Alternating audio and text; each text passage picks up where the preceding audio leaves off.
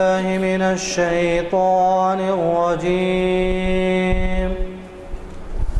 بسم الله الرحمن الرحيم.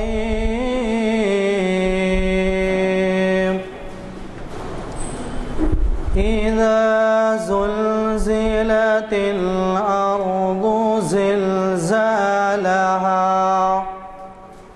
وأخرجت الأرض أثقالها وقال الإنسان ما لها يومئذ تحدث أخبارها بأن ربك أوحى لها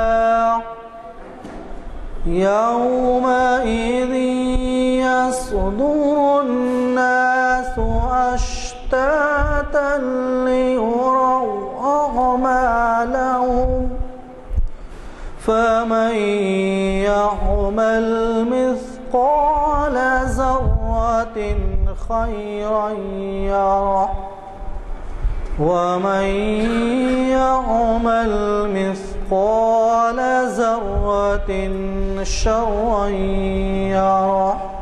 صدق اللہ. آج جیسے کہ آپ واقف ہیں ہمارے اعلامیہ نمبر 451 کا آخری عنوان، آخری نشست آج 31 اکتوبر 2012 عیسوی مطابق 14 ذی الحجہ 1433 ہجری منعقد ہو رہی ہے اقبال کی آوارۂ افلاک فکر کے عنوان سے، اور اسے آپ کے جانے پہچانے اسکالر ڈاکٹر محمد ضیاء الدین احمد شکیب صاحب مخاطب فرما رہے ہیں. یہ محفل اقبال شناسی کی 686ویں نشست ہے اور اس کا آغاز قاری محمد مرتضیٰ صاحب کی خوش الحان خراج سے ہوا اور خادم محفل غلام یزدانی آپ سے مخاطب ہے. وقت چونکہ تنگ رہتا ہے اس لیے پھر لمبی چوڑی باتیں، کیونکہ آپ واقف ہیں ہمارے اسکالر صاحب سے، اس وجہ سے میں زیادہ نہیں کہوں گا. البتہ اتنا ہی کہوں گا کہ کڑپا کی کانفرنس 10 اور 11 کو جو ہے اس کے لیے اردو ہال سے آ رہے ہیں بکنگ کے لیے. جو صاحب بھی چلنا چاہتے ہیں یہاں سے لاری کا انتظام ہے، بس کا انتظام ہے، وہ پرائیویٹ بس جائے گی. آپ ان کا نام لکھا کے اپنا پتہ لکھا دیں تاکہ یزدانی صاحب کا اصرار کہ مجھے اس پر تقریر کرنا پڑ رہی ہے. میں آج کل دوسرے کاموں میں مصروف تھا. ذہن میں یہ خیال اقبال کی آوارۂ افلاک فکر 2-3 وجہ سے آیا. ایک وجہ تو یہ ہے کہ خود اقبال نے اپنی فکر کو آوارۂ افلاک کہا. ان کا ایک شعر ہے، مدت سے ہے آوارۂ افلاک میرا فکر، کر دے اسے اب چاند کے غاروں میں نظر بند. تو مگر اقبال نے یہاں فکر کو مذکر باندھا ہے، اور یہ دلچسپ چیز ہے کہ اردو شاعری میں فکر کی تذکیر و تانیث بہت دلچسپ رہی. عام طور پر لکھنؤ والے فکر کو مؤنث باندھتے ہیں، دلی والے فکر کو مذکر، اور بعض دلی والے بھی مؤنث باندھتے ہیں. مثال کے طور پر یہاں ایک شعر داغ کا عرض کروں گا. اتنے لوگوں میں گزر جائے گی ہر صورت، کروں کیوں داغ اندیشہ، گزر جائے گی ہر صورت، کروں کیوں داغ اندیشہ، میرے مولا کو ہر دم فکر ہے میرے گزارے کا. تو یہاں فکر مذکر ہے. لیکن مصطفی کا شعر ہے، محو ہر دم جو رہے اپنی ہی آرائش میں، اس کو کیا فکر ہے میری بے سر و سامانی کی. تو وہاں کا ہے، یہاں کی ہے. تو فکر مؤنث بھی ہے، مذکر بھی ہے. حیدرآباد میں ہم لوگ فکر کو مؤنث ہی مانتے ہیں اہل لکھنؤ کی طرح. تو میں نے اپنا عنوان اقبال کی آوارۂ افلاک فکر کہی، جبکہ اس کو مذکر رکھتے ہیں. اقبال نے یہ تو کہا آوارِ افلاک، لیکن اس میں صداقت کہاں تک ہے یہ بڑی دلچسپ بات ہے، کیونکہ اقبال کا فارسی کلام ہو یا اردو کلام ہو، ابتدائی کلام ہو یا انتہائی کلام ہو، ان کی فکر میں گلی کوچوں کے مسائل نہیں ہیں، دن رات کے مسائل نہیں ہیں جس طریقے سے ہم کو ترقی پسندی میں ملتے ہیں۔ ان کی ساری فکر زمین سے کچھ اوپر ہی اٹھی ہوئی دکھائی دیتی ہے، بہت زیادہ مختلف۔ اور یہ جو کیفیت ہے ان کی، مجھے دنیا کی تقریباً اہم زبانوں کے بڑے بڑے شاعروں کو پڑھنے کا، ترجمے سے اور مختلف وسائل سے جہاں تک موقع ملا، میرے محدود مطالعے میں ایسا کوئی شخص نہیں گزرا جس کی فکر اس قدر افلاکی یا سماوی ہو جتنی اقبال کی ہے۔ اور اس کا اثر کچھ ان کی بچپن کی تربیت کا ہوگا، کیونکہ خود ہمارے بچپن میں آج کل ماں باپ کس طریقے سے تربیت کر رہے ہیں اس کا اندازہ نہیں ہوگا، لیکن پروفیسر تقی خان صاحب بیٹھے ہیں، یزدانی صاحب سینئر ہیں، ہم کو بچپن ہی سے یہ جو وہ چھوٹا سا سبق پڑھایا جاتا تھا، ہماری مائیں جو اتنی پڑھی ہوئی نہیں تھیں، یہ کہ تم اس دنیا میں اس لیے آئے ہو کہ دنیا کو بدل دو، یہ تو چھوٹا سا سبق تھا۔ ہم اپنے چھوٹے ذہن میں اسی ہمت کو لے کے بڑے ہوئے، کچھ کیا ہو نہ کیا ہو لیکن ہتھیار نہیں ڈالے۔ اقبال کی تربیت خاص طور پر ان کے والدین نے جو کی، اس میں دینی فکر زیادہ تھی۔ ان کے والد بڑے صوفیانہ مسلک کے تھے، بیٹھے ہوئے ان کے ہاں باقاعدہ اس کے فصوص الحکم کے درس ہوتے تھے اور وہ اس کو سنتے، حالانکہ خود زیادہ پڑھے لکھے نہیں تھے، علماء کہلاتے۔ والدہ بھی ان کی ہر وقت مذہبی افکار میں رہتی، چنانچہ اقبال میں جو الوہیت شناسی کا جو جوہر پیدا ہوا ہے وہ بجہت کمسنی سے ہے، اور ان کو بلند فکری پہ آمادہ کیا گیا۔ چنانچہ اقبال کے اندر یہ ذہنیت بالکل ابتدا سے ہے، اور کمال یہ ہے کہ یہ ذہنیت جو بلند فکری کی ہے یہ تو سب کو ملی، لیکن اقبال نے اس کو اپنے ذہن سے سوچا ہے، یہ نہیں کہ روایت کے انداز میں لیا اور ساتویں آسمان کی سیر کر لی۔ اقبال نے ایسا نہیں کیا۔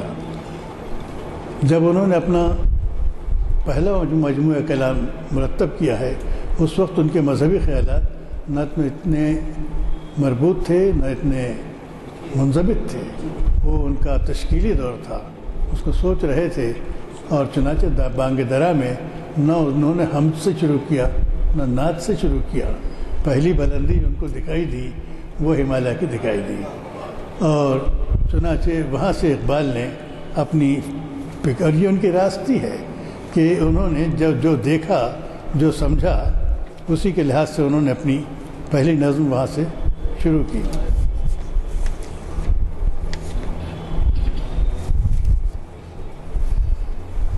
ہمالیہ لکھنے کے کچھ دنوں کے بعد تو ہمالیہ کو انہوں نے بتایا کہ پوری حقیقی فکر ہے کہ آسمان کو چھو رہا ہے اور ہندوستان کی فصیل ہے، اس کی حفاظت کر رہا ہے، اس کے میں دریا بہ رہے نکل رہے ہیں۔ ایک جغرافیکل اپروچ ہے جو اقبال کے ذہن نے دیکھا، محسوس کیا، اس کو ایک شاعرانہ انداز میں اس کو پھر پیش کر۔ اسی بانگ درا میں تھوڑی دور پہنچتے ہیں تو وہ دوسری نظم ان کی شروع ہوتی ہے، ابر کوثر۔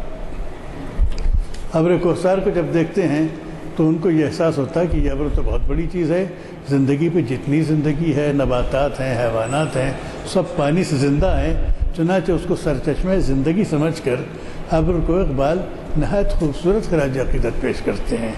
اس طریقے سے ابر کو ان سے پہلے کسی نے مشرقی اردو شاعروں نے نہیں دیکھا۔ یہ سلسلہ ان کا چلتا رہا۔ اسی کم عمری میں یہ ہوا کہ اقبال کو ہندو مذہب اور سنسکرت سیکھنے کا شوق ہوا۔ انہوں نے سنسکرت تعلیم غالباً سوامی رام تیرتھ سے حاصل کی، اور سنسکرت پڑھنے کے ان سے جو خاص نظم انہوں نے پڑھی وہ گایتری کی تھی جو آفتاب کے بارے میں ہے، اور ان کے دل میں یہ خیال پیدا ہو گیا تھا کہ وہ رامائنہ کا یا انہی مذہبی کتابوں میں ان کا ترجمہ اردو میں کریں گے یا انگریزی میں کریں گے۔ یہ ولولہ ان میں پیدا ہوا تھا، وہ ہوا نہیں، لیکن انہوں نے گایتری نظم لکھی۔ گایتری میں ابھی تو اس سے پہلے چند دن پہلے بادل کو خراج عقیدت پیش کر رہے تھے، اب سورج کو خراج عقیدت دے رہے ہیں، اور سورج کی اہمیت گایتری نظم میں بہت بڑی ہے، وہ زندگی کی سرچشمہ ہے، وہ نور کا سرچشمہ ہے، سارے عالم میں حرارت اسی سے ہے، وغیرہ وغیرہ۔ تو مگر گایتری نظم جب پڑھتے ہیں تو اس میں اقبال کا جو خیال ہے ایک طرف تو سائنٹیفک ہے کہ سورج سے زمین کو جو کچھ حاصل ہو رہا ہے اس کا سائنٹیفک تجزیہ یا جو کچھ اثرات تھے وہ ان کی شاعری میں ہم کو ملتے ہیں، لیکن ساتھ ساتھ مقامی، چونکہ ان کا سورس اس وقت ہندو فلسفی تھا، اس کا اثر بھی گایتری میں ہے کہ آفتاب کو ایک ایسا سرچشمہ نور سمجھنے لگتے ہیں جو ابدی ہے، جو نہایت اہم ہے۔ جس عقیدت سے اقبال نے سورج کو خراج عقیدت گایتری میں پیش کیا ہے، اسلامی شاعری میں اس کی مثال نہیں ملے گی، کیونکہ مظاہر کا اتنا احترام ہمارے پاس نہیں ہے۔ لیکن اقبال نے یہ احترام کسی روایت کے تحت نہیں کیا ہے، بلکہ اقبال نے جب سورج کی حقیقت پہ غور کیا تو ان کا نوجوان دماغ، اس کی قوت اور عظمت اس مظاہر قدرت میں جو ہے اس سے متاثر تھی، اور کچھ گایتری نظم کا جو آزاد ترجمہ ہے اس کے تاثر کے تحت یہ دو چیزیں اس کے اندر شامل ہو گئیں۔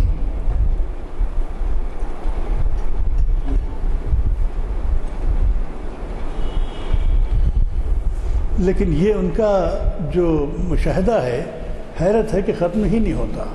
صرف بانگ درا میں اقبال نے چاند اور سورج اور تاروں پر 27 نظمیں کہی ہیں، اور اتنے کم عرصے میں جو 27 نظمیں اقبال نے کہی ہیں اس میں ان کا نقطہ نظر بدلتا چلا جاتا ہے۔ ظاہر بات ہے کہ میں 27 منٹ میں ان کا جائزہ تو نہیں لے سکتا، لیکن اس کے اندر جو نمایاں مقام ہے اس کو بتاؤں گا کہ ابھی انہوں نے گایتری کا ترجمہ کیا ہے، اس کے برس 2 برس کے بعد ایک اور نظم لکھتے ہیں، اور یہ نظم لکھتے ہیں آفتاب صبح۔ یہاں آفتاب کو کہنے کو جب اقبال دیکھتے ہیں اور آفتاب صبح کی تعریف کرتے ہیں تو وہ تعریف کرتے ہیں کہ تیری وجہ سے دنیا میں اجالا ہے اور گرمی ہے، ساری باتیں ہیں، لیکن اس سے کہتے ہیں کہ اپنے حسن عالم آرا سے جو تو محرم نہیں، ہم سرے یک ذرہ خاک در آدم نہیں۔ وہی آدمی جو گایتری میں سورج کو اتنی بلا تعریف کر رہا تھا، اب وہ کہتا ہے کہ آدم کے دروازے کی ایک ذرے کے برابر تو نہیں ہے، وہ سورج کو اتنا گرا دیتا ہے۔ یہاں وہ مقام ہے جہاں اقبال ابھی زمین پہ اترے نہیں ہیں، اقبال آفتابی کو دیکھ رہے ہیں، بادلوں کو دیکھ رہے ہیں۔ اس میں بتاتے ہیں، اسی سے کہتے ہیں آفتاب صبح کو کہ درد استفہام سے واقف تیرا پہلو نہیں،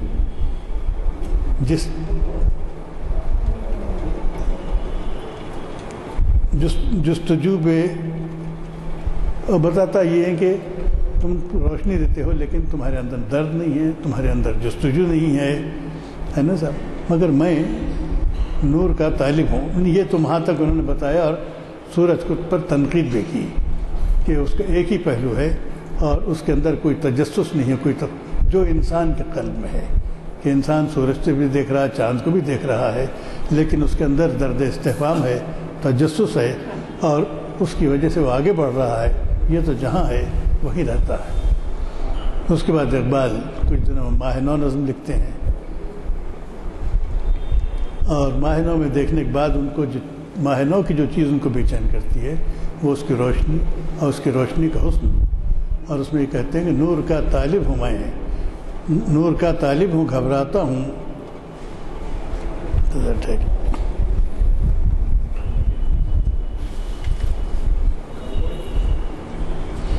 نور کا طالب ہوں، گھبراتا ہوں اس بستی میں میں، طفل کے سیما پا ہوں مکتب ہستی میں میں۔ اب ان کے اندر یہ جو گرمی اور حرارت سے ہٹ کر روشنی کی وجہ سے اس اقبال میں یہ آ رہا ہے کہ پہلے تو وہ چاند و ستاروں کی روشنی سے ہو رہے تھے، اپنے آپ کو کہتے ہیں کہ میں تیرے پاس روشنی ہے اور میرے ہاں روشنی نہیں ہے، میں ایک طفل کی سیما پا ہوں، بےتاب ہوں اور روشنی کا طالب ہوں۔ لیکن اس کے بہت چند ہی دن کے بعد پھر ایک الگ نظم لکھتے ہیں، وہ انسان اور بزم قدرت۔ اب جب وہ انسان اور بزم قدرت لکھتے ہیں تو اس میں بھی ان کی نظر بزم قدرت میں درختوں اور دریاؤں اور پہاڑوں پہ نہیں ہے، ساری نظر ان کی سورج و چاند تاروں پہ ہے، اور اسی کو انہوں نے بزم قدرت بنایا ہے۔ اور اس میں وہ یہ کہتے ہیں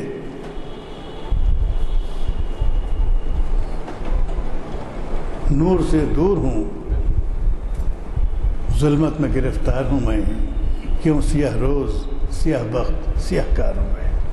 اب وہی اقبال جس نے ابھی سورج کو خاک در آدم کا ایک ذرہ کہہ کے گرایا تھا، بعد میں ان کو یہ احساس ہوتا ہے کہ ان کے اندر جو روشنی ہے ہم کس روشنی سے محروم ہیں۔ اب یہ روشنی کا استعارہ جو ہے یا اقبال کے ہاں اس کا جو فہم ہے وہ بڑھتا چلا جا رہا ہے، مگر یہاں پر انسان بزم قدرت میں وہ یہ گلا کرتے ہیں کہ میرے اندر روشنی نہیں ہے، تجھ میں روشنی ہے۔ پھر اس کے بعد آتے ہیں صبح پہ، پیام صبح، چند ہی دنوں بعد ایک نظم ہے، وہی منظر ہے، وہی چاند ہیں، وہی سورج ہیں، اب صبح کی روشنی کو دیکھتے ہیں اور صبح کی روشنی کو دیکھ کے اس سے بھی بہت خوش ہوتے ہیں کہ تو سب کچھ کرتی ہے، تیرا سب سے بڑا کام یہ ہے کہ تو سارے سوتوں کو جگہ دیتی ہے، میں تو خود بھی جاگا ہوا نہیں ہوں۔ یہ ایک احساس ان میں پیدا ہوتا ہے، ایک نیا تھیم اس کے اندر وہ ڈیولپ کرتے ہیں۔ پھر آگے اقبال بڑھتے ہیں تو چاند ایک نظم لکھتے ہیں، اور چاند اقبال کی نظم کا عنوانی چاند ہے۔ پھر اس کی بڑی تعریف ہوتی ہے، اب آگے کہتے ہیں پھر بھی آئے ماہ مبیں میں اور ہوں تو اور ہے، پھر بھی آئے ماہ مبیں میں اور ہوں تو اور ہے، درد جس پہلو میں اٹھتا ہے وہ پہلو اور ہے، یہ چمک وہ ہے جبھی جس سے تیری محروم ہے۔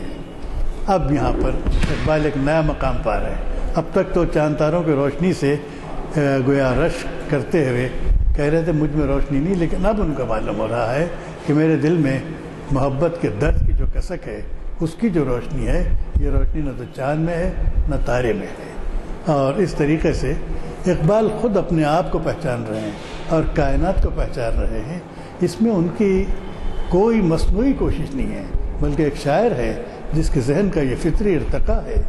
اور اقبال نے نہایت ہی بے نیازی کے ساتھ کسی بھی مذہبی تنقید کی پرواہ کیے بغیر جیسا محسوس کیا، جیسا دیکھا، اسی طریقے سے افلاک میں روشنی ڈھونڈی، چاند تاروں سے سورج سے متاثر رہے، اس کے بعد اپنے آپ کو انہوں نے پہچانا، اور پہچاننے کے بعد پھر ان کے اندر تبدیلی محسوس ہونا شروع ہوئی۔ پھر ایک نظم لکھتے ہیں صبح کا تارہ، اور صبح کے تارے کو کہتے ہیں کہ یہ تارہ رات بھر ڈرا سہما چمکتا رہتا ہے، چمک تو ہے، ہم تو عشق کی آگ میں جل رہے ہیں، ہماری محبت کی جو روشنی ہے وہ تو دمکتی ہے، وہ چمکتی نہیں ہے۔ اقبال اس میں کہتے ہیں، اور آخر میں نتیجہ عجیب و غریب نکالتے ہیں صبح کا تارہ ستارہ میں کہ اس بلندی سے زمیں والوں کی پستی اچھی۔ اب دیکھیے وہی اقبال ہیں جو اس طریقے سے پیش کر رہے چاند تاروں کو، اب وہ محسوس کرتے ہیں کہ ان کی روشنی محض طبیعی ہے، وہ روشنی نہیں ہے جو انسان کے دل میں ہے، اور انسان کے دل میں جو روشنی ہے وہ اس کو اس سے زیادہ بلند کرتی ہے۔ اس پر چاند تاروں کی بلندی سے زمین والوں کی پستی اچھی ہے۔ ابھی ان کی نظر اتنا سب سوچنے کے بعد پھر وہ چاند تاروں کے کھیت میں بھٹک رہے ہیں، اور پھر ایک نظم لکھتے ہیں اختر صبح،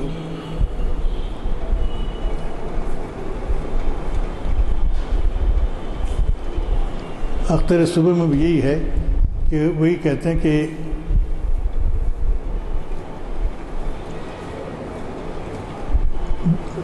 چاند تاروں کی روشنی جو ہے طبیعی ہے، میرے دل کی جو روشنی ہے وہ محبت ہے، اور بنائے محبت جو ہے وہ پائیدار ہے، اس کی روشنی ہمیشہ رہنے والی ہے۔ میں باغباں ہوں، محبت بہار ہے اس کی، بنا مثال کیا ہے یہاں،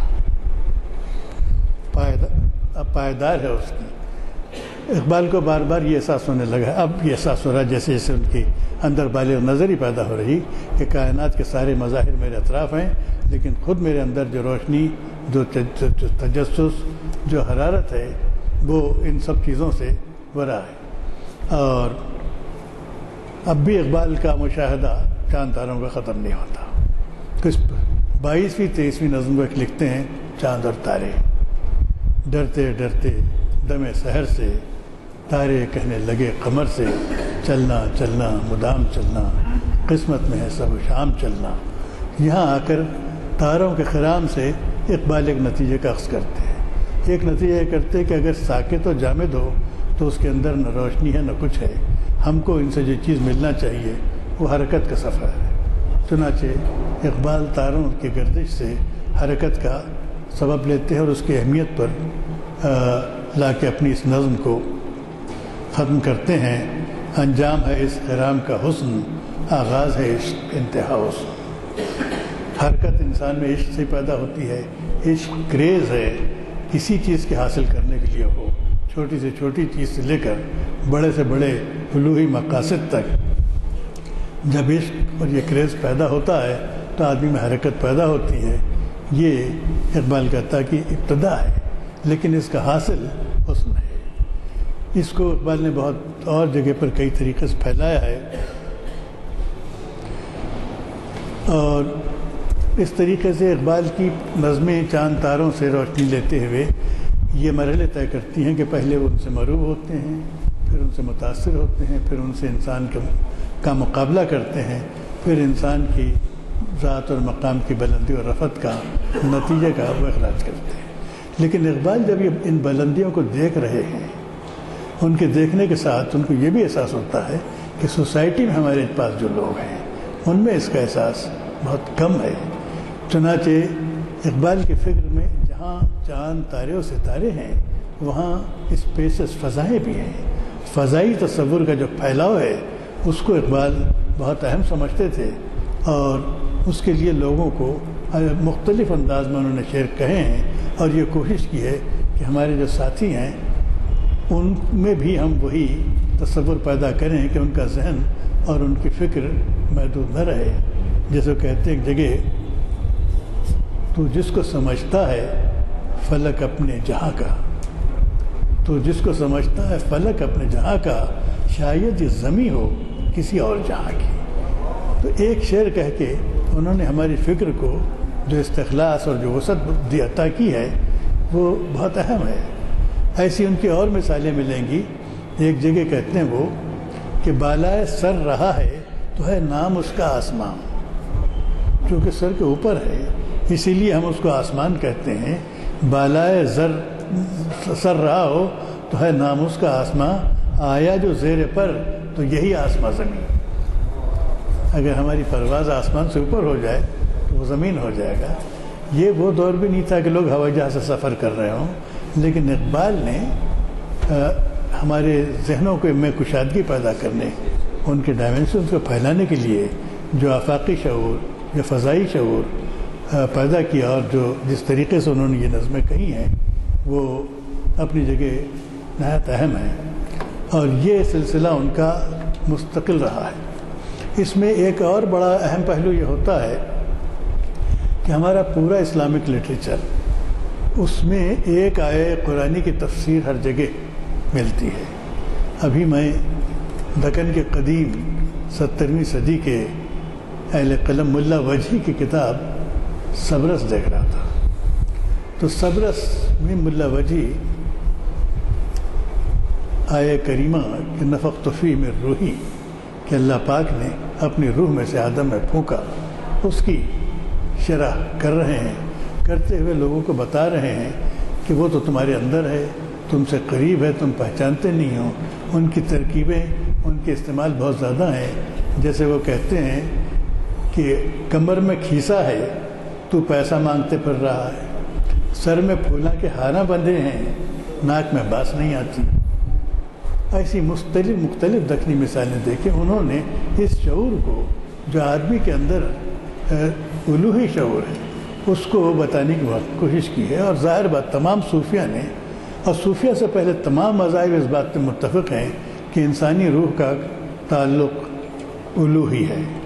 لیکن قرآن اس بارے میں بہت زیادہ صاف ہے کہ روح الہی انسان کو ایک امانتاً دی گئی ہے، وہ لے لی جائے گی. جان دی ہوئی اسی کی ہے. حق تو یہ ہے کہ حق ادا نہ ہوا، اور یہی اسی امانت کی وجہ سے انسان پہ ساری ذمہ داریاں ہیں، اور وہ سارے کام کرتا ہے جو خدا کو کرنا ہے، اور اس کے اندر اپنے خدا ہونے کا بھی احساس پیدا ہوتا ہے. لیکن اس کو اس احساس کو مارنا ہے، اپنی دوسری الوہی صفات کو بڑھانا ہے. اس تصور نے بھی اقبال کے ذہن میں بہت بڑا کام کیا ہے.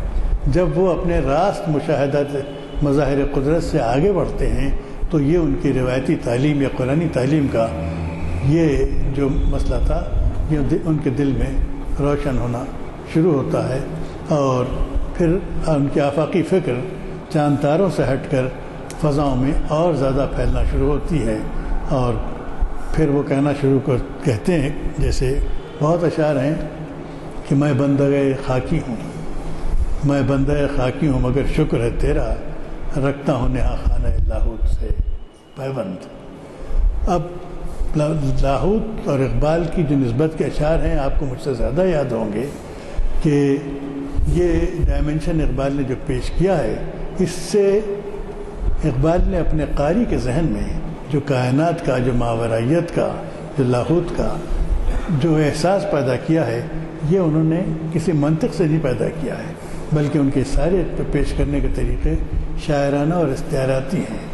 میرا اپنا یہ خیال ہے کہ اقبال کے اشعار کو شاعر تھے، اشعار کو شاعری کی حیثیت سے پڑھا جائے، اس پہ غور کیا جائے تو اقبال ہم کو بہت کچھ دیتے ہیں، لیکن اقبال کو اگر صرف مذہب کی اینک لگایا جائے تو وہ خود بھی محدود ہو جائیں گے، اور ان کا جو حسن ہے وہ ہم کو اس کے اندر دکھائی نہیں دیتا۔ پھر یہ ہے کہ اقبال فضائی چیزوں کو چھوڑتے نہیں ہیں۔ عام طور پہ یہ طریقہ رہا ہے یہ سمجھانے کا کہ ہم کو اگر زیادہ دور کا منظر دیکھنا ہو تو بلندی پہ جائیں، بلندی پہ جانے تک دور سے چیزیں دکھائی جاتی ہیں۔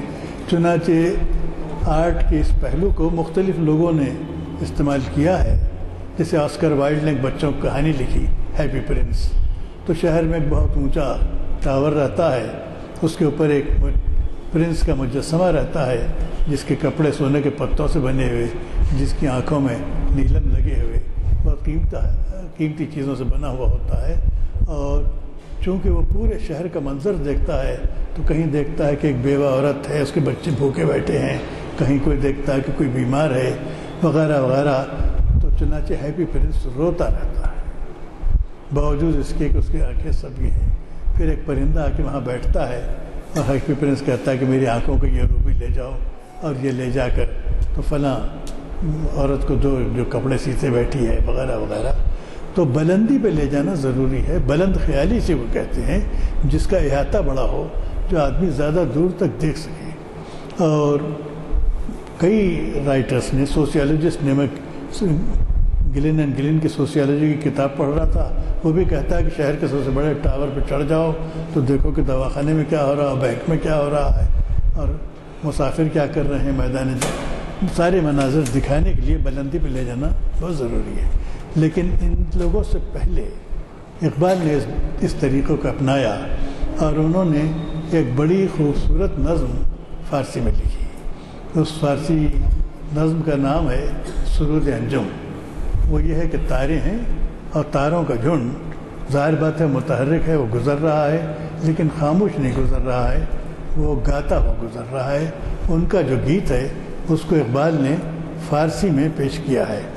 اگر نکل آئے تو میں کچھ اشعار آپ کو اس کے بھی سناؤں گا۔ ظاہر بات ہے کہ تاروں کا گیت مقصود نہیں ہے، اقبال ہمارے مشاہدے کو اور ہماری فکر کو جو وسعت دینا چاہتے ہیں وہ اس نظم کا حقیقی غایت ہے کہ ہستی ماں نظام ماں، مستی ماں خرام ماں، گردش بھی مقام ماں، زندگی میں دوام ماں، دور فلک بکام ماں، می نگری ممی روی۔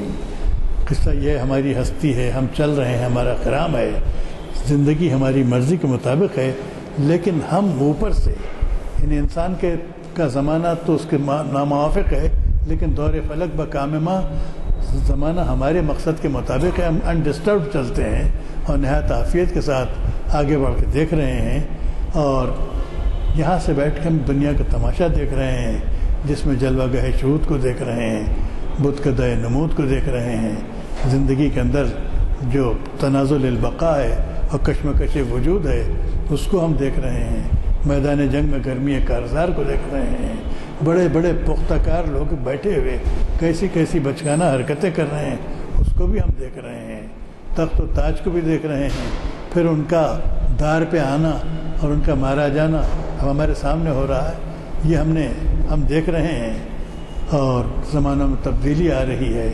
مونارکی کا جو دور تھا، جو خواجہ زاری و قیصری، یہ سارا زمانہ گزر چکا، دور سکندری گزر چکا، جمہوری دور آیا ہے، ہم اس کو دیکھ رہے ہیں، انسان کی فطرت کو دیکھ رہے ہیں کہ مٹی کا بنا ہوا ہے، لیکن کس قدر سخت کوش ہے کبھی اور کس قدر مصروف کار ہے۔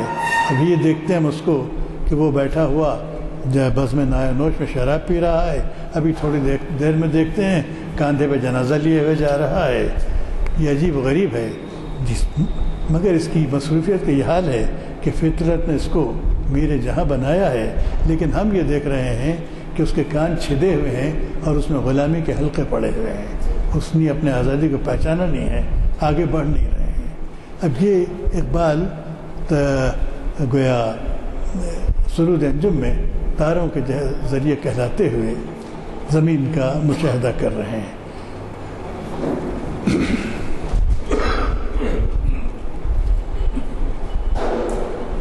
بہرحال تارے دیکھنے کے بعد آدمی کو مخاطب بھی کرتے ہیں، وہ یہ کہتے ہیں کہ یہ نزد و دور اور دیر و زود جو ہے اس کی کوئی زیادہ حقیقت نہیں ہے، اس میں شک نہیں کہ تمہارے پاس جو ایک سال ہوتا ہے ہماری زندگی میں ایک لمحے کے برابر ہوتا ہے، لیکن اس کے باوجود تیرے پاس آرزو ہے اور تو نے اپنے آپ کو بالکل ناپائیدار بنا لیا ہے، اس کو آگے جانا چاہیے، مگر ہم تو ایک نئی دنیا کی تلاش میں ہیں، ہم چل رہے ہیں اور تم کو بھی دیکھ رہے ہیں۔ یہ میں نے بہت سرسری چلتا ہوا ترجمہ اس کا آپ کے سامنے پیش کیا۔ اس طریقے سے یہ اقبال وہاں ان کو پیش کرتے ہیں۔ ان سب چیزوں کے بعد اب اقبال رفتہ رفتہ گویا ان کا زمانی اور مکانی شعور بہت زیادہ بلند ہو جاتا ہے۔ اس میں ان کی محرکات میں، جیسے میں نے پہلے تربیت، ہندو مذہب سے واقفیت، اسلام سے واقفیت بتایا تھا، ویسے کہ اقبال کی جب تعلیم شروع ہوئی تو انہوں نے اپنا پی ایچ ڈی کیا development of meta physics in Persia سے، تو وہاں بھی ان کی فکر آسمانوں میں معلق ہے کہ فزیکل ورلڈ میں نہیں آ رہے ہیں، میٹا فزیکل ورلڈ سے جو ایرانی تصورات ہیں اس میں رہے ہیں۔ اس کا بھی اثر ان کی فکر اور ان کی شاعری پہ یقیناً بہت پڑا ہوگا۔ اور آخر زمانے میں اقبال نے پوری کتاب جاوید نامہ لکھی۔ کہنے کے لیے جاوید نامہ ابوالعلاء الماری کے رسالۃ الغفران اور دانتی کی ڈیوائن کامیڈی کی کاپی ہے، بعض لوگوں کے خیال میں کمتر ہے، بعض لوگوں کے خیال میں بیشتر ہے۔ میں اس بارے میں صحیح حکم تو نہیں لگا سکتا، لیکن اتنا میں ضرور محسوس کرتا ہوں کہ ماری کے پاس کوئی خاص کائناتی شعور تو تھا نہیں۔ ماری نے یہ کیا کہ ادب کے جو مسائل تھے، شعر اور عروض کے جو مسائل تھے، ان کے بارے میں کچھ جو گرہیں تھیں اور اساتذہ کے کلام سے جو حل کرنا تھا، وہ ان سے مختلف ستاروں پر ملاقات کرتا ان کے مرنے کے بعد اور ان کا حل تلاش کرتا ہے، تو اس سے ادبی گرہیں کھلتی ہیں، لیکن کوئی آفاقی اور کائناتی شعور اس کے اندر پیدا نہیں ہوتا۔ دانتی نے جو لکھا، دانتی کے بارے میں ان کا جتنا کائناتی شعور ہے، اس میں میری ناقص رائے یہ ہے کہ اس کا اپنا direct appreciation of time and space نہیں ہے، بلکہ وہ ببلیکل سراؤنڈنگ میں بائبل کی کہانیوں کی روشنی میں جو تصور تھا اس کے اندر ہے۔ ہاں البتہ اپنی منظر نگاری میں اس کے پاس جتنی زیادہ آرٹ ہے وہ غیر معمولی ہے، اور اقبال وہاں اس کا مقابلہ کرتے ہیں نہیں کرتے یہ میں نہیں کہہ سکتا، لیکن اقبال نے جب کتاب لکھی ہے تو ان کا شعور وقت زمان کا اور مکان کا اپنے دونوں پیش رووں سے یقیناً بہت زیادہ تھا۔ اس وجہ سے بھی زیادہ تھا کہ ان کے دور تک ان چیزوں پہ بہت سوچ بچار ہو چکا، کام ہو چکا تھا، اور یہ اقبال کا موضوع تھا۔ اقبال نے اس کے اوپر غور سے سوچا اور سوچنے کے بعد اس سے استفادہ کیا، اور اس کے اندر جو وقت کی لہریں اقبال نے ملائی ہیں اس میں جاوید نامے میں کہ اس کے اندر پورا زبان طبیعی ہے، وہ وہاں سے زمان الہی کو بھی دیکھتے ہیں، پھر اس میں زمان تاریخی کے دھارے ملتے ہیں، مختلف انداز سے وہ لے کے آتے ہیں. تو یہ اور پھر زمان انسانی بھی ہے کہ کہیں اقبال جلدی کرتے ہیں، کہیں دیر کرتے ہیں، کسی جگہ ان کو الجھن ہوتی ہے. تو زمانے کی جتنی سیریز ہیں اقبال نے اتنی لہروں کو چونکہ اس کے طالب علم تھے اس فلسفے کے، وہ انہوں نے اپنے انداز میں پیش کرنے کی کوشش کی ہے. لیکن ان کا کینوس بہت پھیلا ہوا ہے اور ان کی فکر کے اور چھور آسانی سے ملتی نہیں ہیں. لیکن میرا خیال ہے کہ یہ ایک بہت عظیم صحیفہ ہے جو اقبال کی آسمانی فکر کا ایک نمائندہ ہے. پھر یہ تھا کہ اس اسپیس کے دور میں شاید ہی کسی شاعر کے پاس اسپیس کا وہ اتنے اشعار ہیں اقبال کے، جیسے اقبال کا یہ شعر کہ عروج آدم خاکی سے انجم سے میں جاتے ہیں کہ یہ ٹوٹا ہوا تارا مہ کامل نہ بن جائے. تو یہ ان کے ہاں بہت زیادہ ہے. تو میرا یہ خیال ہوا کہ ان کی یہ جو آوارہ افلاک فکر ہے جس کو اقبال نے کہا کہ کر دے اسے اب چاند کے غاروں میں نظر بند، آپ لوگوں کی توجہ کچھ اس طرف منتف کرواؤں کہ ہم اقبال کی شاعری کے ان پہلوؤں سے بھی متاثر ہوں، کیونکہ ہم اتفاق سے ایک ایسے دور میں آ گئے ہیں کہ اب آسمان اور چاند تارے ہماری خود نظروں سے، ہماری بچوں کی نظروں سے بھی اوجھل ہیں، اور بچے بجائے چاندارہ دیکھنے کے دن بھر ٹیلی ویژن اور کمپیوٹر گیمز میں رہتے ہیں. ان کا مشاہدہ تصویری طور پر تو بہت کچھ ہے لیکن لاست قدرت کا مشاہدہ نہیں ہے. اس کا اثر انسان کی شخصیت کے نشو و نما پہ جیسا پڑ سکتا ہے وہ بہت ظاہر ہے، اور اقبال کی شخصیت کے اس پہلو کو اور ان کے فن کے اس پہلو کو بھی سامنے رکھنے کی ضرورت ہے. شکریہ. اقبال کی فکر آئنسٹائن سے بہت متاثر ہوئی تھی، کریٹیوٹی کا جو تھا کیا تھا اس سے، اور اس کے بعد مادے کو جو حقیر جو ہے آئنسٹائن نے بتایا کہ مادہ کو چیز نہیں ہے، تو مادیت پرستی کا جو دور تھا وہ مادیت پرستی کا دور ختم ہو گیا، اور اس بات سے کافی متاثر تھے. اس کے علاوہ اقبال کے کلام میں یہ بات ہے کہ وہ اسلامی فلسفے کی اور قرآن سے بڑے متاثر تھے. آپ نے بہت کہا کہ جس طریقے سے وہ ان کے فکر کی ترقی ہے، قرآن میں بہت اچھی طریقے سے اس کی وضاحت کی گئی ہے کہ حضرت ابراہیم جو ہے کہتا ہے کہ ملکوت السماوات والارض ایک ہے. اس کے بعد سب سے پہلے وہ ستاروں کو دیکھتے ہیں کہ وہ چمک رہے ہیں اور یہ ہے وہ ہے. اس کے بعد سمجھتے ہیں کہ یہی خدا ہے. اس کے بعد وہ جب ڈوب جاتے ہیں کہا کہ نہیں. اب دیکھیں فکر کے جو ہے کس طریقے سے لاجیکل کنکلوژن جو ہے یہ نہیں ہو سکتا.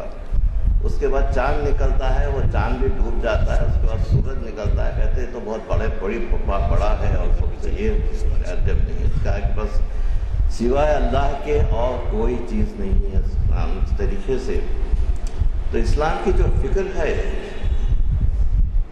روحانیت کی اور معرفت کی، وہ سارے کے سارے جذبے مثلاً اقبال کو جو قرآن سے جو ہے حاصل ہوئے، اور سارے زمان و مکان کے پہلو ستاروں سے آگے جہاں اور بھی ہیں، ابھی اس کے امتحان اور بھی ہیں. توکل نہ کر عالم رنگ و بو پر کہ تیرے زمان و مکان اور بھی ہیں. تو یہ ملٹی ڈائمینشنس اور ملٹی اسپیس کا جو ہے قرآن میں تصور جو ہے کہ اللہ جو ہے سارے کائناتوں کا مالک ہے. جیسے ایک کائنات نہیں ہے بلکہ سارے کائناتوں کا. تو یہ ملٹی ورلڈ اور ملٹی ورڈس یہ ساری چیزیں ہیں. قرآن سے بہت متاثر ہو کر ان کا کلام جو ہے آگے بڑھا ہے. تو آپ نے بہت اچھی طریقے سے وہ ابتدائی مراحل سے لے کر آخر تک بہت اچھا آپ کا تجزیہ ہے ماشاء اللہ. کہ یہ تصور کہ اقبال نے شروع سے بیٹھ کے اسلام کے لحاظ سے سوچنا شروع کیا اور ان کی اپنی آزادانہ فکر نہیں تھی. میرا اپنا خیال ہے کہ ان کے ابتدائی دور میں وہ بھی فکر رہی ہے. جب اقبال مذاہب سے ہٹ کر بہت آزادانہ سوچتے رہے ہیں اور دوسرے افکار سے متاثر ہوئے ہیں۔ اب رہا جہاں تک قرآن مجید کی اور اسلام کی عصمت کا سوال ہے، اس کے سورج کی روشنی میں کبھی کسی چراغ کا مطالعہ کی روشنی نہیں دیکھی جاتی ہے۔ میرا اپنا خیال یہ ہے کہ اسلام کے جو بنیادی تصورات ہیں ان کو بیان کر کے اقبال کو دیکھا جائے تو اقبال اتنی طاقت سے آپ کو دکھائی نہیں دے گا۔